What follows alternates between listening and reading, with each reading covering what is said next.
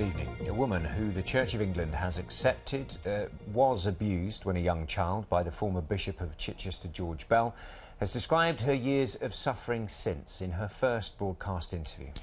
Well, now in her 70s, she decided to speak out after several high-profile figures wrote strong defences of the bishop, who was widely admired within the church and who died in 1958. Last October, the church apologised and paid her compensation, saying words can never be enough to express the church's shame or our recognition of the damage done. Sarah Smith has our report. Here, Princess Elizabeth, loved and admired, described by some as close to a saint. In wartime Britain, Bishop Bell warned against appeasement, helped Jews escaping the Nazis and controversially spoke out against the bombing of Dresden. But nearly 6 decades after his death, the church issued an apology to a woman who came forward to say he abused her as a young girl. She's now speaking publicly after suggestions by some commentators that the church was too quick to condemn the bishop. I want people to know that he might have been a hero, but heroes don't always do good things. She tells of being taken to the cathedral by a relative who was caring for her, that the bishop would offer to read her stories, then, with her on his lap, abuse her. Abuse that lasted till her family moved away when she was 9, but has stayed with her to this day. I was always worried about my own girls. You were always worried.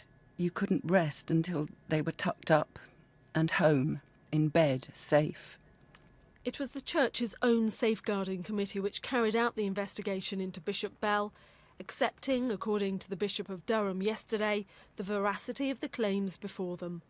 But evidence has never been tested in court, and there are concerns from some that, while the apology and compensation payment might be reasonable based on the balance of probabilities, proclamations of guilt may have unfairly sullied the reputation of a great man.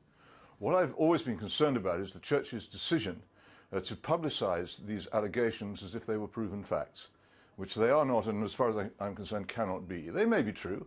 I can't possibly insist that they're not true, but they should be treated as allegations, and his reputation is so important that a lot more care should have been taken before releasing this claim, and as I say, apparently treating it as if it were fact. What all seem to agree on is that it's an incredible blow to the church. The only sensible stand here is an agnostic one, saying we can't be sure where the truth lies. You cannot cast doubt upon somebody who comes forward at this length of time and appears to be telling a coherent story and say they're lying. It's just not acceptable. But on the other hand, we have this extraordinary story of a great man, very much admired. A whole generation of Anglican Church people admired him. Now his name has been dragged down into the gutter. It's an appalling crisis, really. The church failed to investigate when the case was first raised 20 years ago. Now it has given compensation and a formal apology. I think he was awful to me. I can't say he ruined my life, but he didn't make it easy.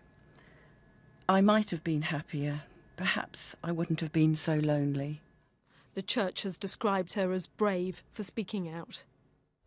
Oh, well, Sarah joins me in the studio now. Sarah, how did the church reach its conclusion? Well, actually, that's one of the things that it's been criticised for, not being clear and transparent enough. It says that independent legal and medical reports were commissioned and that the evidence available was interrogated and evaluated. Now, the decision was taken on a balance of probabilities, which is the legal test for a civil case, but not as high as that for a criminal case. And, of course, the bishop has been dead for many, many years. It's not quite known who was representing him in those proceedings. The Bishop of Durham, now, he was the lead on safeguarding in this case. He said the decision to name Bishop Bell wasn't taken lightly, but the terrible way the church has dealt with so many of these other abuse cases means the one thing that they really don't want to be accused of is a cover-up. OK, Sarah, thank you very much.